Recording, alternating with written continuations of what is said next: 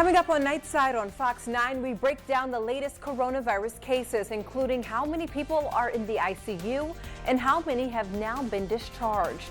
Plus, the coronavirus seems to be spreading like wildfire inside local prisons. Tonight, hear from an inmate living in those close quarters. His family fears for his life. You're watching Nightside on Fox 9. Your only news at 9 p.m.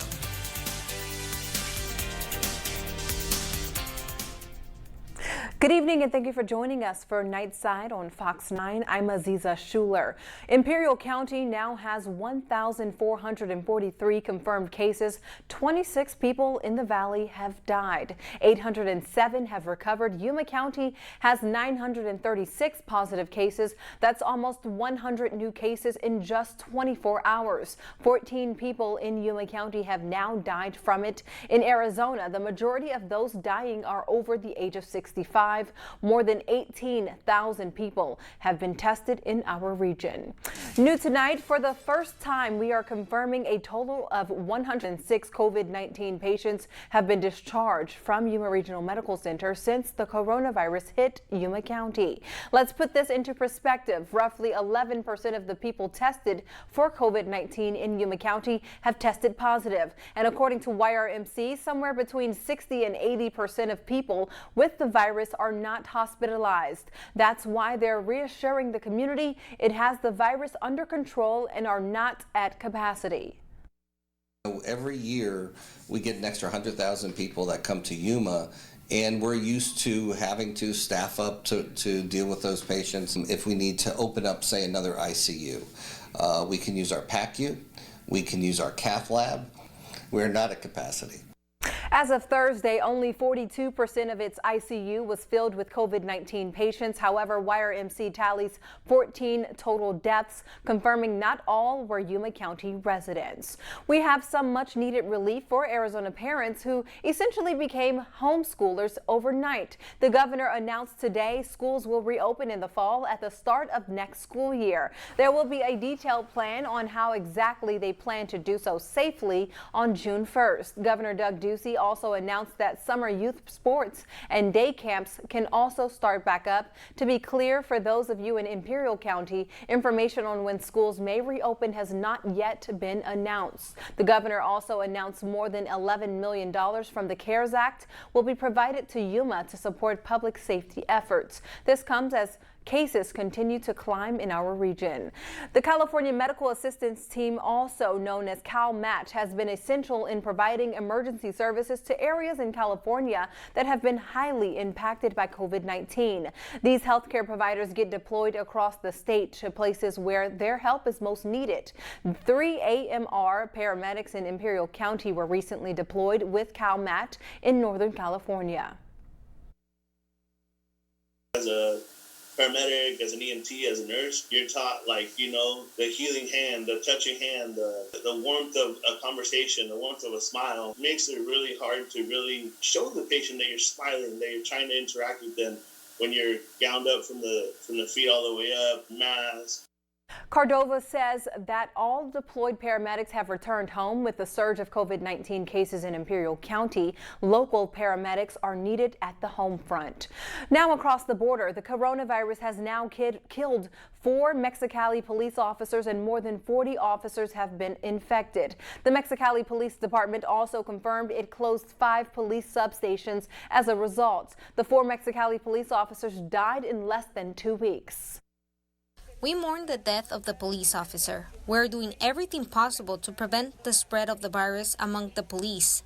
COVID tests were applied to 50 officers from the police department near the eastern border. For these, we were supported by private labs and medical services in the city of Mexicali, and this way we're fighting the outbreak with the help of these people. They're going to donate other tests to continue detecting officers who are positive for COVID-19. The police agency has 2,000 officers. 350 were sent home to quarantine either because they tested positive or were with someone who tested positive. As of today, the Arizona State Prison Complex has 61 positive coronavirus cases within its inmate population. Crystal Jimenez spoke to a family member of one of those infected inmates. To say the very least, family members of those incarcerated are afraid for their loved ones. Specifically, one family who has 2 of their family members incarcerated at the Yuma prison. One who tested positive for the coronavirus and is doing all he can to get better. It's going to get worse before it can get better, you know what I mean? It's just the way, I don't know. How do you feel, Mo? I mean, what's going through your mind, mijo? What, Ma? What's going through your mind, mijo? I mean, I don't know. Like, I don't know what's gonna happen, Mom. Like, I just, am I scared? Yeah, of course. This was a phone call between a mother and her son who tested positive for coronavirus. The inmate was working the kitchen in the Cibola unit when the outbreak in the prison happened earlier this month.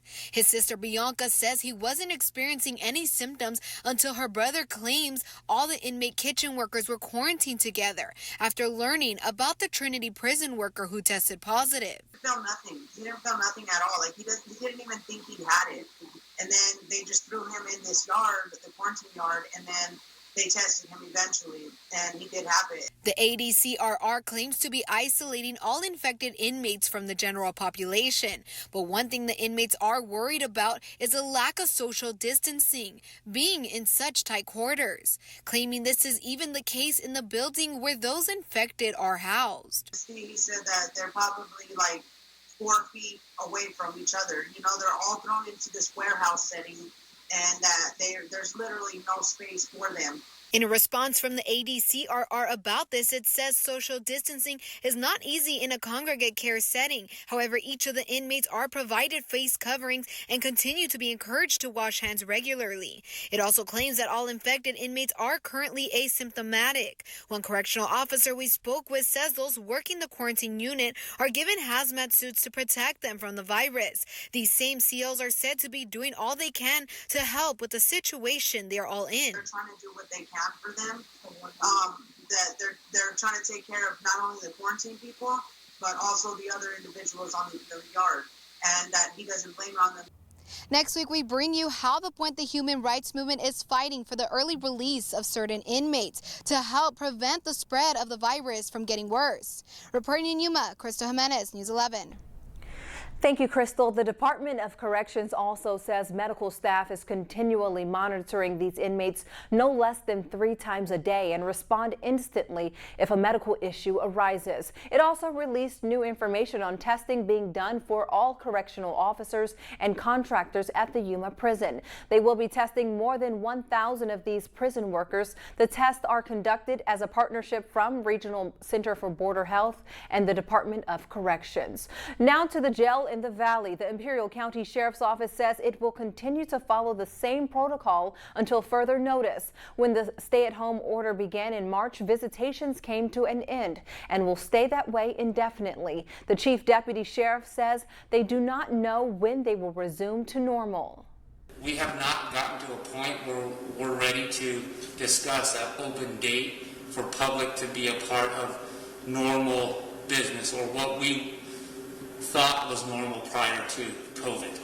The deputy also says the current jail population of 240 inmates is the lowest it's ever been. All right, now we're going to transition over to Rob Bram with weather.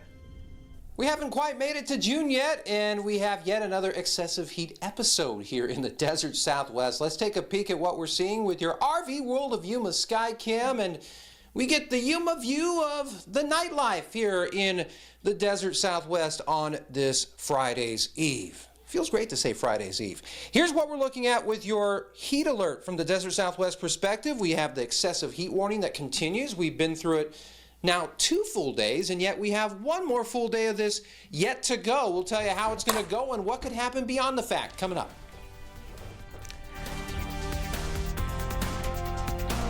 Thank you, Rob. Well, coming up next, we'll have more news for you after the break.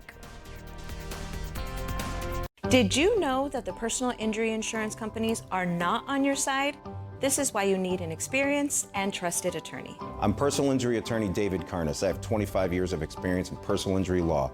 I will work to protect you and your family.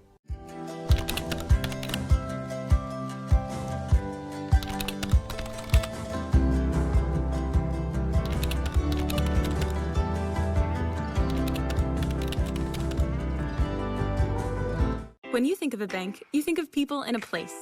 But when you have the Chase mobile app, your bank can be virtually any place. So when you get a check, you can deposit it from here. And you can see your transactions and check your balance from here. You can detect suspicious activity on your account from here. And you can pay your friends back from here. So when someone asks you, where's your bank? You can tell them, here's my bank. Or, here's my bank. Or, here's my bank. Because if you download and use the Chase mobile app, your bank is virtually any place. So visit chase.com/mobile. Donors Choose. Support a classroom. Build a future. At DonorsChoose.org, we want students in every community to have the tools they need for a great education. And now more than ever, students and teachers need your help to get books, art supplies, science kits, and so much more. Here's what to do. Go to DonorsChoose.org, find a request to support, and we'll make sure they get exactly what they need. Learn more at DonorsChoose.org. Donors Choose. Support a classroom. Build a future. Did you know breast cancer kills 113 people every day? That's unacceptable. African American women die from breast cancer nearly 41% more than Caucasian women. That's unacceptable. Breast cancer is the leading cause of all cancer deaths for Hispanic women. Breast cancer is unacceptable. Together with Susan G. Komen, we're committed to reducing U.S. breast cancer deaths by half. And we're going to do it by 2026. Failure is unacceptable.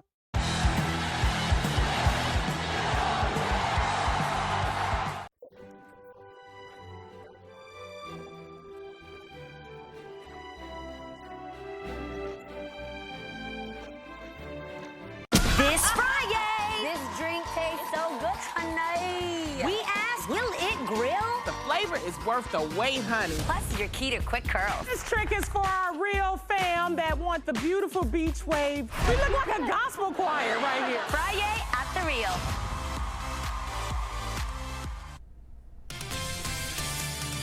You're watching Nightside on Fox 9, your only news at 9 p.m.